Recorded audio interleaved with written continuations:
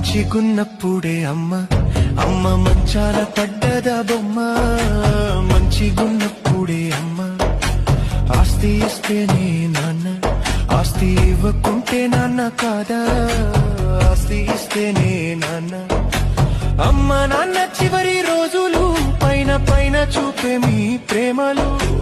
ఆస్తుల కోసమే ఆశలు మీ బ్రతుకు మొత్తం పెద్ద నాటకాలు మీకు తిండి పెట్ట వంతులేసుకున్నారా